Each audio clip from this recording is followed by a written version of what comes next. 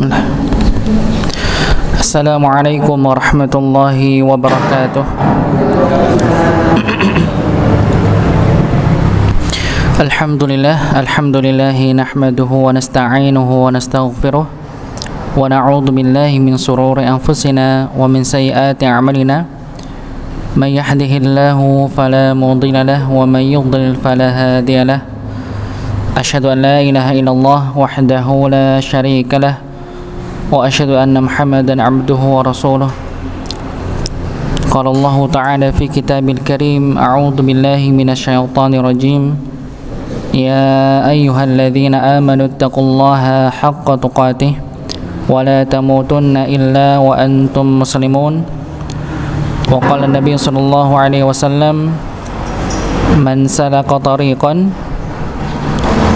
yaltamisu fihi ilman sahalallahu lahu bihi tariqan ilal jannah.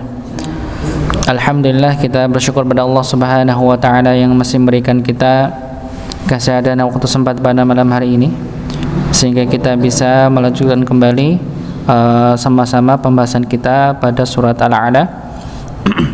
Dan sebelumnya mari kita awali seperti biasa untuk membaca Ummul Kitab, membaca suratul Fatihah dan mengulang membaca surat Al-A'la. Kita mulai dari ta'awud.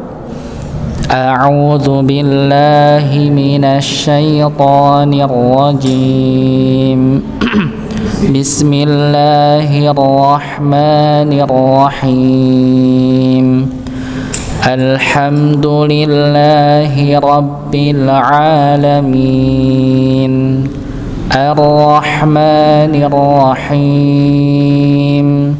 Maliki yaumiddin. Iyyaka na'budu wa iyyaka nasta'in. Ihdinas siratal mustaqim.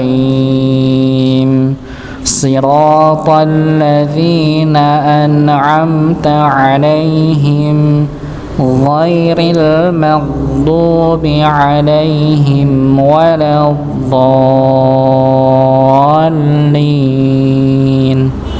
Amin. Bismillahirrahmanirrahim. Sabbihisma rabbikal a'la. Alladzi khalaqa fasawwa walladzi qaddara fahada walladzi akhrajal mar'a faja'alahu ghutha'an ahwa. Sanuqri'uka fala tansa illa ma sya'allah. Innahu ya'lamul jahra wa ma yakhfa. Wa nuyassiruka lil yusra. Fadzakkir in nafa'atiz dzikra. Sayadzakkaru man yakhsha wa yatajannabuhal ashqa alladhi yaslan naral kubra thumma la yamutu fiha wa la yahya. Qad aflaha man tazakka wa dzakara asma rabbih fasalla. Bal tu'thirunal hayatad dunya wal akhiratu khairun wa abqa. Inna hadza lafis suhufil ula suhufi Ibrahim wa Musa.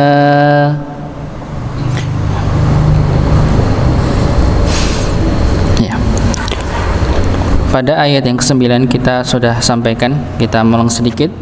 Pada ayat yang ke-9 Allah Subhanahu wa taala berfirman, "Fadzakir in nafa'atiz dzikra." Oleh sebab itu berikanlah peringatan, karena peringatan itu bermanfaat.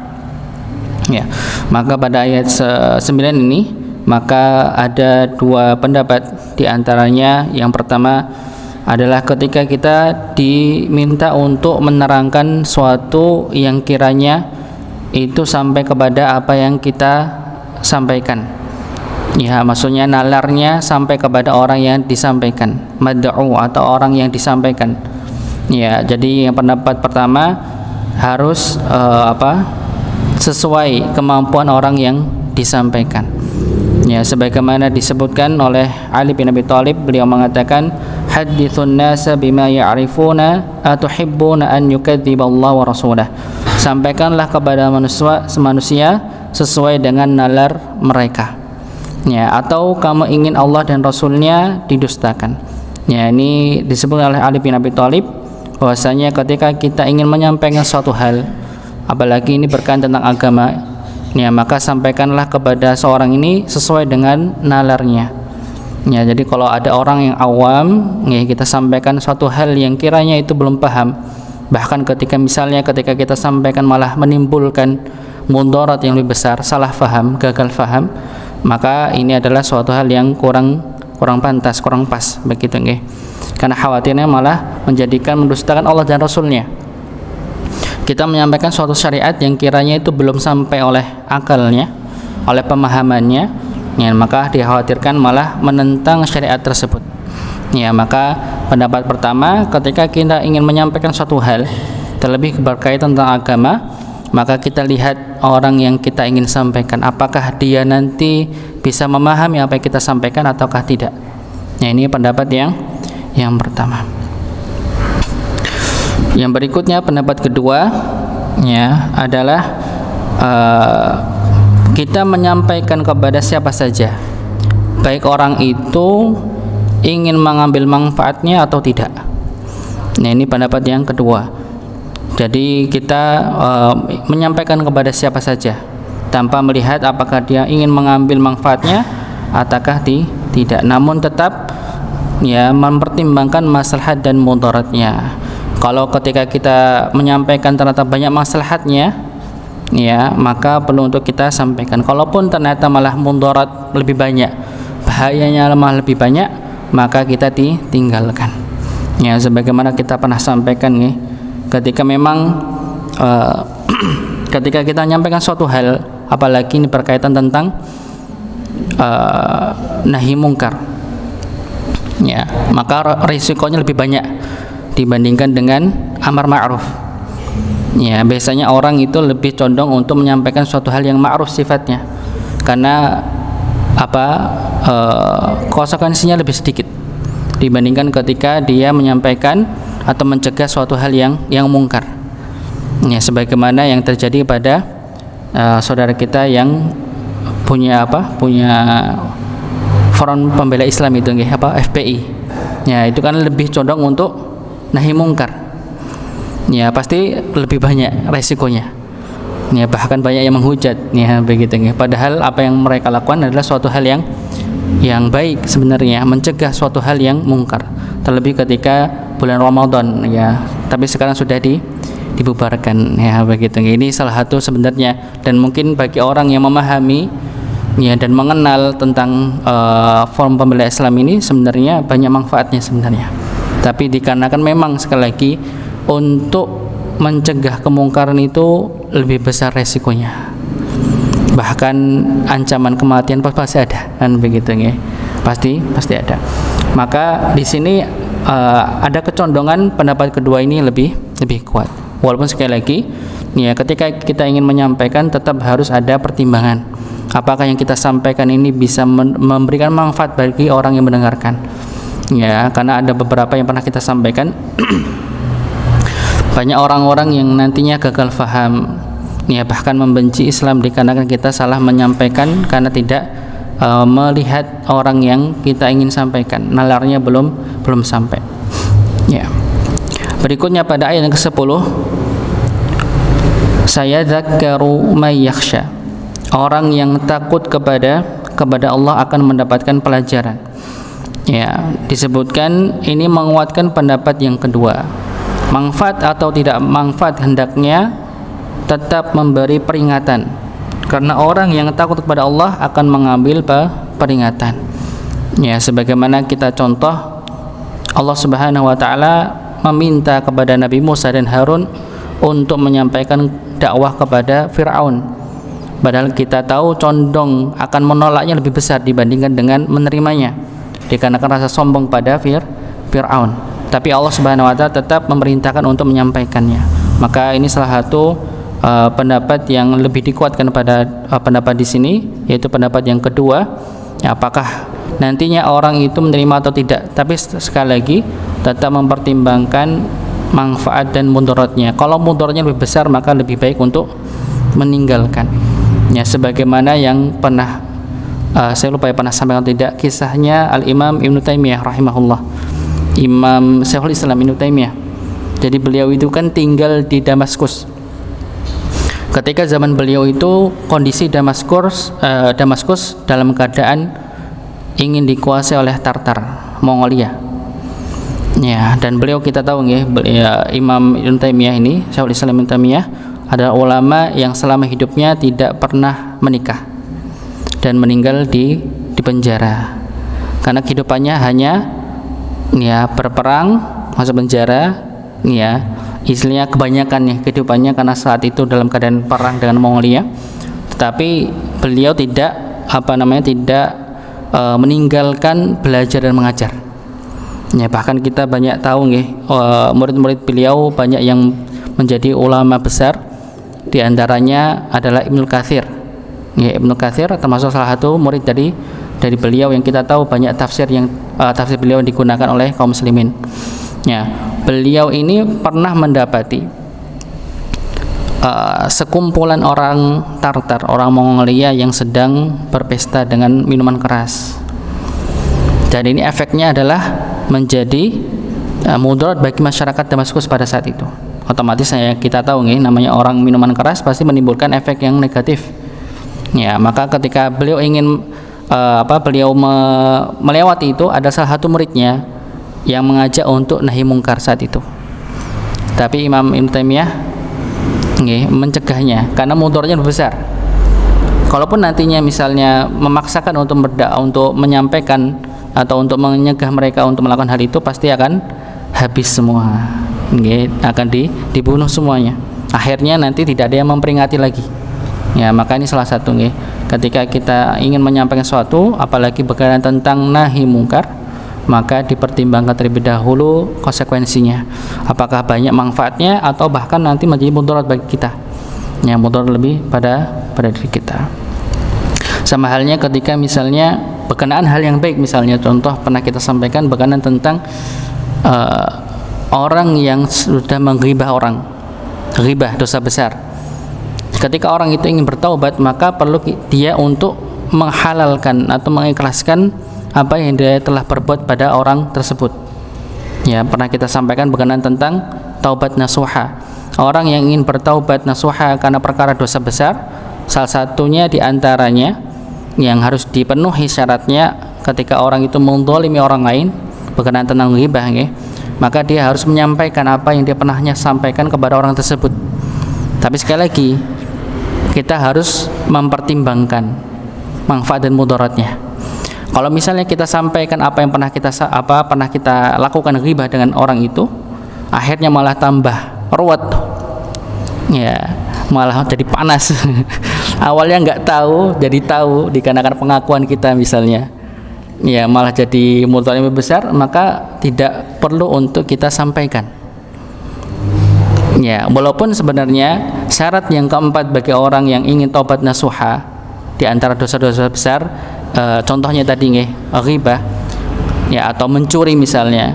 Ketika kita ingin mengaku karena telah melakukan suatu hal kepada orang tersebut karena kezaliman kita terhadapnya, ya kalau misalnya pengakuan kita ini malah menimbulkan mudarat lebih besar, maka dicegah, nggak perlu untuk sampaikan.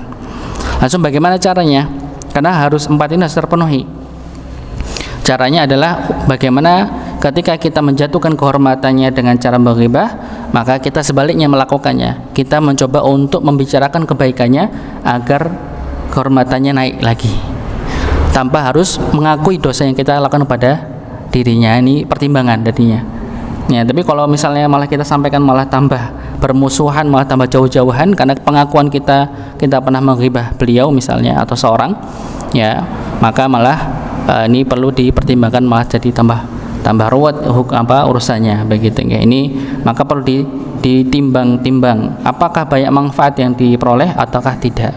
Nah gitu ya. Kalau kita menjelaskan secara lebar tentang hal yang lainnya. Berikutnya ayat yang ke-11, wa yatajannabuhal ashqa, dan orang yang celaka, yang dimaksud adalah orang kafir, akan menjauhinya. Ya, jadi maksud ayat ini disebutkan yaitu menjauhi peringatan tersebut. Ini adalah sifat-sifat penghuni neraka jahanam. Jika diberi peringatan dia akan lari menjauh, sebagaimana keterangan dari Nabi Nuh ya, ketika dia berdakwah kaumnya, disebutkan dalam surat Nuh, Allah Subhanahu wa taala berfirman, qala rabbi inni da'awtu qaumi lailan wa nahara falam yajidhum du'ai illa firara. Dia Nuh berkata, ya Tuhanku, sungguhnya aku telah menyeru kaumku siang dan malam, dan seruanku itu tidak menambah iman mereka, justru mereka lari dari kebenaran. Ya. Tetapi Nabi Nuh terus berdakwah, entah kaumnya mendengarkan ataupun tidak. Ya, ini menguatkan juga pendapat yang kedua. Jadi pasti orang-orang kafir yang ada kekafiran pada hatinya, ya pasti akan menolak, akan menjauhi dari peringatan-peringatan tersebut. Berikutnya ayat ke-12, alladzi yaslan naral kubra, yaitu orang yang akan memasuki api yang besar, neraka jahanam, api yang besar. Allah menyebutkan api yang besar, lantas apakah ada api yang kecil? Kata para ulama, api yang kecil adalah sebelum di akhirat, yaitu di kuburan, alam barzah. Ya, orang yang jahat, orang yang kafir, orang yang zalim, mereka telah merasakan siksaan dengan api di kuburan, dan kelak mereka akan kembali merasakan siksaan dengan api yang besar, yaitu di neraka jahanam. Jadi maksudnya an-narul kubra adalah neraka jahanam. Ini pendapat yang pertama. Dan ada pendapat bahwa api yang besar adalah api neraka bagi orang-orang kafir. Jadi pendapat yang kedua adalah maksudnya an-narul kubra, api yang besar itu adalah bagi orang yang kafir. Orang kafir itu fi nari jahannam khalidina fiha, dia masuk neraka jahanam selama-lamanya, maka dia akan merasakan siksaan yang begitu besar, yaitu api yang besar. Adapun api yang kecil adalah untuk orang-orang yang bertauhid, orang muslim, masih menyembah Allah, yang mengesahkan Allah, tapi bermaksiat. Ada maksiat, dosa-dosa yang tertinggal, maksiat yang dia lakukan, maka dia akan merasakan di neraka dengan api yang kecil. Maksudnya di sini adalah siksaan orang kafir jauh lebih besar dibandingkan orang yang bertauhid, orang yang masih mengesahkan Allah tapi masih ada dosa-dosa yang nempel pada dirinya. Ya, maka beda antara seorang kafir dengan orang muslim yang masih bermaksiat, atau orang muslim yang ada dosa pada dirinya, maka siksaan di neraka itu berbeda. Karena neraka bertingkat-tingkat, dan neraka orang kafir tidak sama dengan neraka kaum muslimin pada pelaku maksiat, yang berbeda. Ya, maka tidak sama nih orang yang kafir masuk neraka dengan orang muslim. Perbedaannya diantaranya adalah siksaan yang diperoleh itu berbeda, dan tempo yang dirasakannya berbeda. Kalau orang kafir itu selama-lamanya, sedangkan orang muslim tergantung dari dosa yang dimiliki. Ya, kalau dosanya banyak maka akan juga lama, walaupun tidak selamanya. Ya, sedangkan ketika dosanya itu ringan maka tidak lama, tergantung pada porsi dosa yang dia miliki. Berikutnya ayat yang ke-13, tsumma la yamutu fiha wa la yahya, selanjutnya dia di sana tidak mati dan tidak pula hidup. Ini kondisi orang kafir di neraka, enggak mati enggak hidup. Enggak mati enggak hidup. Mau gimana Bu? Masya Allah, ini saking ngerinya orang yang masuk neraka. Ya, disebutkan, kita tahu bahwasanya hanya ada dua kemungkinan. apakah seorang itu masih hidup atau mati. Tidak ada orang yang pada saat bersamaan dia hidup dia juga mati, ya, atau tidak hidup tidak mati, nggak mungkin. Nah, dalam dunia ini hidup sama mati kelihatan, di mana orang hidup, mana yang sudah meninggal. Tapi orang yang masuk neraka, orang kafir masuk neraka, maka dia tidak hidup juga tidak mati, ya. Namun tatkala seorang diazab di neraka jahanam, dia akan merasakan yang namanya tidak mati dan juga tidak hidup. Tidak mati dan juga tidak hidup. Dia tidak mati sehingga beristirahat dari azab yang pedih, namun dia juga tidak hidup karena kehidupannya penuh dengan azab yang pedih. Ya, karena posisi orang kafir ketika masuk neraka disiksa dengan siksaan yang berat. Kalau orang manusia di dunia dikasih siksaan itu pasti mati, selesai udah. Tapi kalau orang yang di neraka itu, orang kafir di neraka disiksa dengan siksaan pedih, tapi Allah hidupkan kembali. Siksa lagi, dikembalikan lagi. Ya, apa kulitnya hangus, habis, dipulihkan lagi. Jadi nggak ada namanya mati dan hidup. Ya, karena nggak bisa mati juga. Ya, dan hidupnya dengan penuh penderitaan azab dari Allah Subhanahu wa taala. Allah Subhanahu wa taala berfirman, "Innal ladzina kafaru biayatina saufa nuslihim nara kullama nadijat juluduhum baddalnahum juludan ghairaha liyaduqul adab innallaha kana azizan hakima." Sungguhnya orang-orang kafir kepada ayat-ayat kami kelak akan kami masukkan ke neraka. Setiap kali kulit mereka hangus, kami akan ganti dengan kulit yang lain agar mereka merasakan azab. Sungguhnya Allah Maha Perkasa lagi Maha Bijaksana. Jadi Allah Subhanahu wa taala menyebutkan orang yang masuk neraka ketika disiksa akan hilang kulitnya. Karena sekali lagi yang perlu kita sampaikan bahwa orang ketika merasakan rasa sakit itu hanya dari kulitnya saja.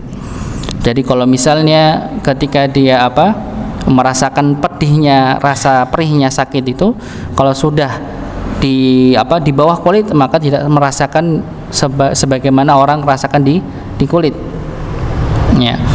Sebagaimana pernah dikisahkan, saya lupa pada tahun berapa, disebutkan ada orang dokter dari Eropa yang dia baru menemukan bahwa rasa sakit itu akan terasa ketika luka pada kulitnya. Yang awalnya belum ada teori demikian, tapi ketika itu ada dokter, ya saya lupa juga namanya, itu ada kulit itu yang merasakan sakit, ya.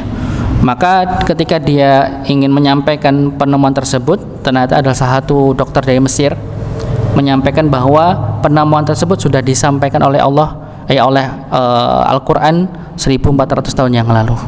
Maka orang Mesir itu membacakan pada ayat ini, innalladzina kafaru biayatina, dan sampai akhirnya, dan dikasih Quran terjemahan itu untuk membaca. Akhirnya dokter tersebut masuk Islam, dikarenakan di ayat ini menunjukkan bahwa Allah ini disebut setiap kali kulit mereka hangus, otomatis dia sudah tidak merasakan namanya sakit, maka Allah akan ganti dengan kulit yang lainnya, kulit yang baru.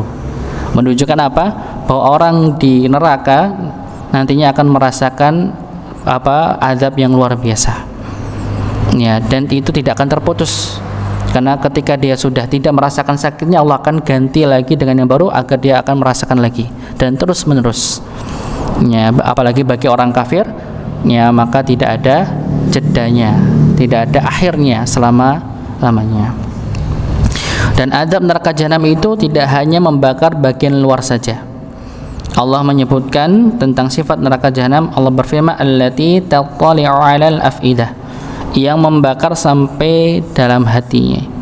Jadi bukan hanya kulitnya saja yang terbakar, tapi sampai pada dalam-dalamnya. Sebagaimana kita pernah sampaikan, sebagaimana yang dirasakan oleh Abu Thalib, paman Rasulullah, yang Allah ringankan azabnya dikarenakan beliau adalah orang yang Nabi cintai dan selama hidupnya sudah membela Nabi, maka Allah ringankan azabnya. Ya, ringankan azabnya ini hanya untuk Abu Thalib. Ya. Dan ketika nantinya dia masuk neraka, maka dia akan merasakan panasnya api neraka ketika menginjak api neraka sampai otaknya mendidih. Ya, ini yang paling ringan di antara semua azab di neraka. Yang ringan saja sudah begitu mengerikan, apalagi yang lainnya. Neraka jahanam membakar sampai ke bagian dalam, ke dalam hati, jantung, bahkan sampai sel-selnya ikut terbakar. Ini adalah siksa yang sangat mengerikan karena mereka meminta untuk mati. Nah, sampai disebut oleh Allah Subhanahu wa taala, penghuni neraka itu sampai meminta untuk dimatikan saja dibandingkan daripada dia merasakan siksanya api neraka. Sebagaimana firman Allah Subhanahu wa taala, "Wa nadau ya maliku liyaqdi alaina rabbuk qala innakum makithun." Ya, jadi orang-orang kafir di neraka ini meminta kepada malaikat Malik, penjaga neraka, ya, meminta untuk dimatikan saja. Ya, disebutkan, ya, biarlah Tuhanmu matikan kami saja. Ya, jangan diteruskan untuk diazab. Dia menjawab, malaikat Malik menjawab, sungguh kamu akan tetap tinggal di neraka ini. Ya, jadi ketika orang-orang kafir yang masuk neraka selamanya meminta untuk dimatikan dikarenakan tidak kuat menahan siksaan api neraka, ya, maka malaikat Malik mengatakan, ya, sungguh kamu akan tetap tinggal di neraka ini. Yang menunjukkan apa? Tidak bisa keluar dari neraka dan tidak akan merasakan namanya mati. Ya, setelah mereka tahu bahwasanya mereka tidak akan mengalami kematian, maka mereka minta keringanan kepada Allah. Ya, ketika mereka minta kematian tapi Allah tidak, ya, mengindahkan, tidak menyetujui untuk itu, maka mereka mencoba untuk minta keringanan kepada Allah Subhanahu wa taala. Ya, Allah mengabarkan perkataan mereka dalam firman-Nya, wa qala alladziina fin nari li khazanati jahannam ad'u rabbakum yukhaffif anna yawman minal adab.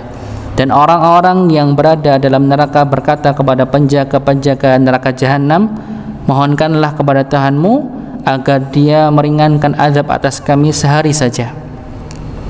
Ya, saking putus asanya, sudah tidak ada pilihan lain. Ya, ketika meminta untuk dimatikan tidak disetujui, tidak diizinkan oleh Allah Subhanahu wa taala, maka mereka mencoba untuk diringankan hanya sehari saja, tapi itu juga tidak dikabulkan oleh Allah Subhanahu wa taala. Ini menunjukkan kengerian, ya, azab bagi orang kafir selama di neraka. Ya, Allah juga berfirman dalam ayat yang lainnya, walladzina kafaru lahum naru jahannama la yuqda alaihim fayamutu wa la yuhaffafu anhum min adabiha kadzalika najzi kulla kafur. Dan orang-orang yang kafir, bagi mereka neraka jahanam, mereka tidak dibinasakan hingga mati dan tidak diringankan dari mereka azabnya. Demikianlah kami membalas setiap orang yang sangat kafir. Ya, sungguhnya azab untuk orang-orang kafir tidak ada keringanan. Jawaban untuk permintaan mereka hanyalah satu. Allah Subhanahu wa taala berfirman, faduqu falan nazidakum illa adaba. Maka karena itu rasakanlah, maka tidak ada yang akan kami tambahkan kepadamu selain azab. Ya, ini jawaban dari Allah Subhanahu wa taala dari penghuni neraka, maka tidak ada, ya, keringanan bagi mereka, tidak ada kematian bagi mereka, tapi adanya adalah azab yang pedih. Al-Hafidz Ibnu Katsir menyebutkan bahwasanya penghuni neraka yang tidak pernah mati dan tidak pula hidup hanya berlaku untuk orang-orang kafir. Ya, karena surah Al-A'la berbicara tentang orang kafir yang tidak mau menerima peringatan dari Allah. Adapun penghuni neraka dari kalangan kaum muslimin, maka suatu saat akan dikeluarkan oleh Allah, kemudian dimatikan, lalu dimasukkan ke dalam sungai-sungai surga. Setelah itu tumbuh kembali dalam bentuk yang sempurna dan akhirnya dimasukkan ke dalam surga. Jadi ada beberapa keadaan manusia. Kalau orang yang kafir, maka sudah dia masuk neraka selama-lamanya. Tidak ada kematian bagi mereka dan tidak ada keringanan bagi mereka. Sedangkan orang muslim, maksudnya di sini adalah orang yang masih ada tauhid pada dirinya, masih mengesahkan Allah Subhanahu wa taala, masih ada iman pada dirinya walaupun hanya sekecil biji zarah, ya, hanya sekecil atom, sekecil apapun yang dia miliki imannya, maka masih ada kesempatan untuk memasuki surga Allah Subhanahu wa taala. Hanya saja maka mereka akan merasakan namanya siksaan sebagaimana dosa yang dia lakukan. Walaupun ada tingkatan yang lebih baik lagi, yaitu orang-orang yang Allah izinkan tanpa hisab, ya, langsung nyelonong masuk surga tanpa ngantri, ya, begitu ya. Kita akan merasakan bagaimana rasa kita ketika misalnya kita baru ngantri teh idaman di antrian paling belakang, tiba-tiba ada orang nyelonong, langsung ambil. Ya, rasanya udah panas-panas ngantri, ternyata ada yang nyelonong. Ini baru dirasa di dunia. Apalagi ya rasanya ketika di akhirat, tiba-tiba baru ngantri mau persidangan, ada orang langsung masuk jalur VIP, masuk surga langsung. Nah, ini orang-orang yang Allah izinkan tanpa hisab, nggak ada persidangan, sudah langsung masuk surga.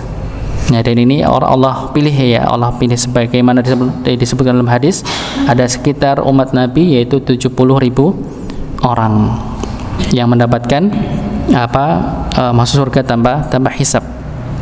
Yang pastinya diantaranya adalah orang-orang yang dia syahid di jihad, syahid di medan pertempuran. Ini termasuk orang-orang yang dia merasakan namanya masuk surga tanpa hisab, syahid, ya.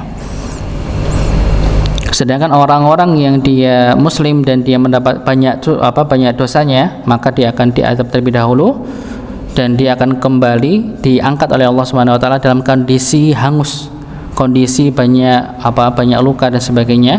Allah masukkan ke dalam sungai, ya, dibilas dulu maksudnya di situ. Baru ketika sudah kembali sempurna, baru nanti Allah izinkan masuk surga. Sebagaimana ada hadis yang cukup panjang berkenaan tentang orang yang terakhir masuk surga.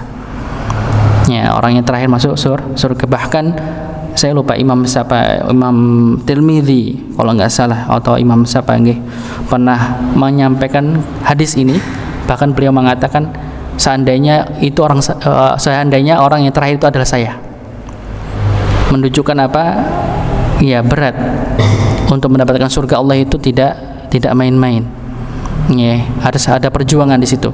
Bahkan sekelas Imam Tirmidzi saja sampai mengatakan, andai aku boleh berandai-andai, sungguhnya orang yang terakhir itu semoga saya, begitu ya. Padahal kita tahu kualitas Imam Tirmidzi yang rasa takutnya kepada Allah sangat dalam sekali ketakutannya, sampai Allah jadikan dia buta dikarenakan menangis karena khawatir beliau termasuk orang yang Allah izinkan untuk merasakan siksaan api neraka. Ya, beliau ada kekhawatiran sampai Allah jadikan matanya buta dikarenakan lamanya beliau menangis. Ya, ini sekelas Imam At-Tirmidzi rahimahullah. Berikutnya pada ayat 14 Allah Subhanahu wa taala berfirman, qad aflaha man tazakka. Sesungguhnya beruntung orang yang mensucikan diri dengan beriman kepada Allah Subhanahu wa taala, yaitu mensucikan dirinya dari akhlak-akhlak yang buruk, kemudian menghiasi dirinya dengan akhlak-akhlak yang mulia. Ya. Jadi orang yang beruntung adalah orang yang selalu mensucikan dirinya dari perkara-perkara yang buruk dan menggantinya, menghiasnya dengan akhlak-akhlak yang mulia. Ayat yang ke-15 Allah Subhanahu wa taala berfirman, wa dzakara asma rabbih fasalla, dan mengingat nama Tuhannya lalu dia salat.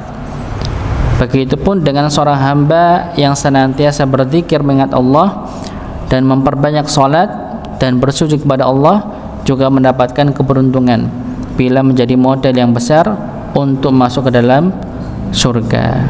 Ya, sebagaimana dalam hadis disebutkan adalah seorang sahabat yang mengutarakan keinginannya nanti di surga untuk bisa bersama dengan Nabi Muhammad SAW. Maka Rasulullah memerintahkan dirinya untuk banyak berzikir dan bersujud. Ya, maksudnya di sini adalah banyak salat. Maka Nabi Muhammad SAW memberikan petunjuk bagi kita, bagi yang ingin masuk surga Allah Subhanahu wa taala, maka banyak-banyak untuk melakukan sujud kepada Allah Subhanahu wa taala, yaitu melakukan salat. Berikutnya pada ayat yang ke-16 dan 17 Allah Subhanahu wa taala berfirman, bal tu'thirunal hayatad dunya wal akhiratu khairu wa abqa. Sedangkan kamu orang-orang kafir memilih kehidupan dunia, padahal kehidupan akhirat itu lebih baik dan kekal.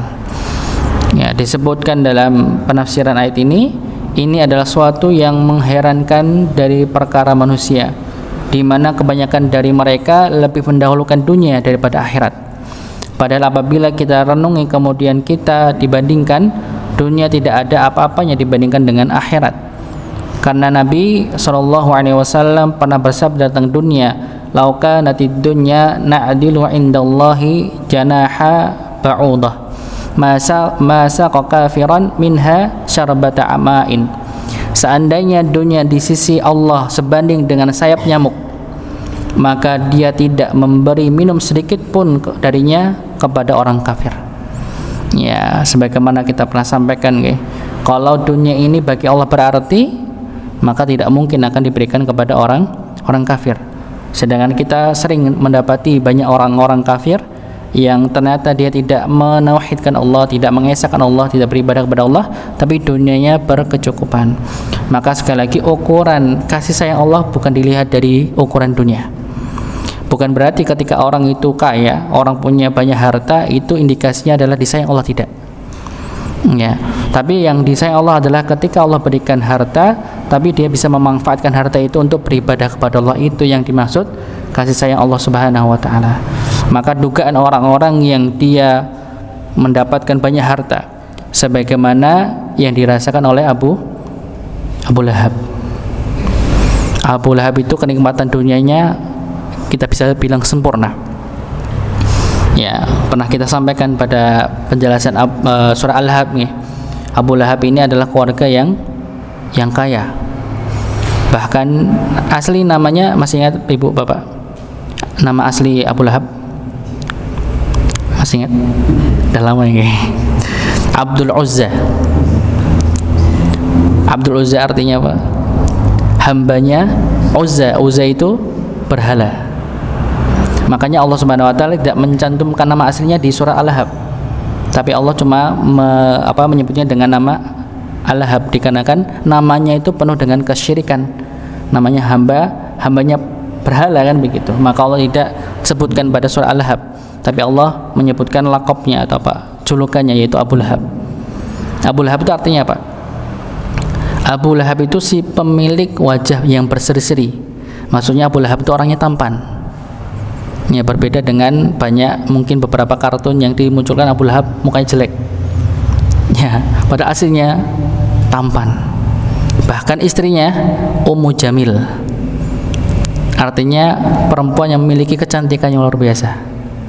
Istrinya cantik, dia juga tampan, hartanya banyak. Tapi bukan ukuran dia sebagai kasih sayang Allah Subhanahu wa taala. Ya, maka ini sebagai renungan bagi kita. Ukuran kasih sayang Allah itu bukan dikarenakan banyaknya harta. Bukannya berarti tidak boleh memiliki harta, boleh. Ya, tapi indikasinya adalah ketika Allah Subhanahu wa taala menyayangi seorang hamba, ketika dia dikasih harta, maka dia akan memanfaatkan untuk beribadah kepada Allah Subhanahu wa taala. Ya. Namun karena dunia ini ringan dan rendah di sisi Allah Subhanahu wa taala, maka Allah berikan minuman kepada orang kafir. Allah berikan kekayaan kepada orang kafir. Oleh karena itu hendaknya dunia ini dijadikan sarana semata menuju akhirat, jangan dijadikan keutamaan, sebagaimana doa Nabi sallallahu alaihi wasallam, "Wala taj'al musibatana fi dinina, wala taj'alid dunya akbara hammina, wala mabalagha ilmina." Ya Allah, janganlah Engkau jadikan musibah yang menimpa kami dalam urusan agama kami, dan jangan pula Engkau jadikan harta dan kemewahan dunia sebagai cita-cita kami yang paling besar dan tujuan utama dari ilmu yang kami miliki. Ini doa Nabi, nggih. Sekulates Nabi saja doanya demikian, apalagi harusnya kita sebagai orang biasa yang tidak punya kedudukan seorang Nabi, tidak maksum, juga tidak ada jaminan surga. Ya, sedangkan Nabi sudah ada jaminan surga. Tetapi barang siapa yang justru menjadikan dunia sebagai puncak kehidupannya, niscaya dia tergolong sebagai orang yang celaka. Sebagaimana sindiran Allah Subhanahu wa taala dalam ayat ini, bahwasanya manusia itu lebih mendahulukan dunia daripada akhiratnya. Maka yang perlu kita garis bawahi kembali, ukuran kasih sayang Allah, cinta Allah bukan dilihat dari berapa banyak dunia yang kita miliki, Ya, tapi bagaimana ketika kita dimudahkan untuk beribadah kepada Allah dengan harta yang Allah titipkan kepada diri kita. Ya. Jika kita mencoba membandingkan antara kenikmatan dunia dan kenikmatan akhirat, maka tidak akan bisa kita bandingkan. Pertama, kata Allah, kenikmatan akhirat itu lebih baik daripada kenikmatan dunia, apapun bentuk kenikmatan tersebut. Ya, secara ringkas beberapa perbandingan antara dunia dan akhirat berikut ini. Yang pertama, kenikmatan akhirat abadi, sedangkan kenikmatan dunia fana. Dan sesuatu yang fana tidak pantas dibandingkan dengan sesuatu yang abadi, maka tidak sama. Ya, pisang di dunia sama pisang di akhirat, di surga berbeda jauh. Ya, kenikmatan pun berbeda. Ya, bukan bentuknya nggih, tapi yang dirasa. Kalau kita makan pisang di dunia, rasa nikmatnya hanya sebatas lidah saja. Ya, sedangkan di akhirat makan satu pisang tapi kenikmatannya masih tetap nempel terus dan terbatas. Kalau kita makan satu pisang sesisir, kuat betul. Satu sisir penuh. Ya, kalaupun kuat, tambah 2 sisir udah nggak kuat. Yang begitu. Karena terbatas, perut orang itu terbatas. Tapi kalau di akhirat, di surga, mau makan 1000-an sisir pun tidak ada namanya kenyang. Karena yang dirasakan cuma nikmatnya saja. Ya, sampai disebutkan sebuah riwayat ada penghuni surga yang dia meminta makan pisang. Salah satu buah surga adalah pisang, disebutkan dalam Quran ya. Ketika makan buah pisang, dia tidak menyangka di belakang sudah tertumpuk ya kulitnya segunung. Ternyata dia nggak kenyang-kenyang karena yang dirasakan adalah kenikmatan di akhirat, di surga, karena nggak ada batasannya, abadi ya. Berikutnya yang kedua, kenikmatan surga itu sempurna, sedangkan kenikmatan dunia penuh dengan kekurangan. Ini contoh nih, seperti seorang istri yang dimiliki oleh seorang laki-laki merupakan kenikmatan bagi seorang laki-laki. Secantik-cantiknya seorang wanita, pasti dia memiliki kekurangan. Apakah dari tubuhnya keluar bau badan, terkadang dia akan buang angin, atau sering marah misalnya. Adapun wanita di akhirat, mereka adalah istri-istri yang disucikan, tidak ada bau yang tidak enak dari badannya, tidak ada kotoran di matanya, dari hidungnya, dan dari sekujur tubuhnya. Semuanya bersih, tidak ada kekurangan sama sekali. Ya, jadi kenikmatan dunia dengan akhirat jauh sangat berbeda. Ya, kualitasnya sangat berbeda. Bahkan dalam sebuah hadis disebutkan bahwasanya seorang laki-laki dari penduduk surga akan memeluk istrinya dari kalangan bidadari selama 70 tahun. Ya, 70 tahun dipeluk, enggak berhenti-henti, tidak ada rasa bosan. Ya, begitupun istrinya, tidak ada rasa bosan pada suaminya. Ya, demikianlah perbandingan antara kenikmatan dunia dan surga. Jika khamar di dunia memabukkan dan memudaratkan, maka khamar di akhirat adalah khamar yang lezat, yang tidak menimbulkan kemudaratan. Jika rumah kita di dunia terbuat dari batu bata, maka surga kelak Allah menyediakan istana-istana besar yang terbuat dari mutiara dan lainnya dari emas. Yang ketiga, ya, kenikmatan surga sudah diraih, sedangkan kenikmatan dunia perlu perjuangan. Nah, ini perbedaan yang ketiga. Kalau kenikmatan dunia harus dengan perjuangan. Kalau kenikmatan di surga maka mudah untuk diraih. Ketika kita ingin makan, maka terlebih dahulu harus beli bahan kemudian dimasak. Adapun di surga tinggal diambilkan oleh para nelayan yang disediakan oleh Allah Subhanahu wa taala. Ketika di dunia kita harus mencari nafkah untuk istri agar dia melayani kita, sedangkan di surga harus dilayani oleh para bidadari tanpa untuk diminta. Ini perbedaan. Ada uang disayang ya kata kita. Nggak ada uang ya gitu. Ya, ini istilahnya. Ya, yang keempat, kenikmatan surga ada setiap saat tanpa bergantung kepada musim. Ini itu buah-buahan ya. Tanpa bergantung kepada musim. Jika durian, rambutan, mangga dan buah-buahan lainnya bisa dinikmati ketika musimnya tiba, maka di akhirat semua buah-buahan mudah didapatkan kapanpun waktunya. Yang kelima, kenikmatan akhirat tidak menimbulkan kotoran, sedangkan kenikmatan dunia akan menghasilkan kotoran. Jika kita makan suatu, maka kita pasti buang air seenak apapun makanannya. Adapun di akhirat, jika kita makan maka tidak ada buang air meskipun makan sekenyang-kenyangnya. Ya, yang terakhir Allah Subhanahu wa taala berfirman, "Inna hadza lafi suhufil ula, suhufi Ibrahim wa Musa." Sungguhnya ini terdapat dalam kitab-kitab yang terdahulu, yaitu kitab-kitab Ibrahim dan Musa. Disebutkan dalam tafsirnya, sebagian mengatakan bahwa yang dimaksud dengan mushaf Nabi Musa adalah Taurat itu sendiri. Ada pula yang berpendapat bahwasanya suhuf itu adalah lembaran-lembaran lainnya. Adapun suhuf Nabi Ibrahim kita tidak mengetahui namanya, tidak ada ulama yang membahasnya. Ya, adalah bahwasanya kabar-kabar tentang masalah akhirat yang lebih baik daripada dunia adalah perkara-perkara yang disepakati oleh seluruh nabi dan sudah termaktub dalam kitab-kitab mereka. Jadi yang kita bahas tentang akhirat, ya, tentang kabar-kabar masalah akhirat itu sudah dituliskan di kitab-kitab sebelumnya. Kitab Taurat, Injil sudah dituliskan juga sama sebagaimana dalam Al-Qur'an. Ya, maka perlunya kita untuk selalu meminta kepada Allah Subhanahu wa taala agar dimudahkan untuk meraih surga Allah Subhanahu wa taala. Mungkin ini yang bisa kami sampaikan. Mohon maaf jika ada yang kurang dari apa yang kami sampaikan. Kita tutup dengan doa kafaratul majelis. Subhanakallahumma wa bihamdika asyhadu an la ilaha illa anta astaghfiruka wa atubu ilaik. Assalamualaikum warahmatullahi wabarakatuh.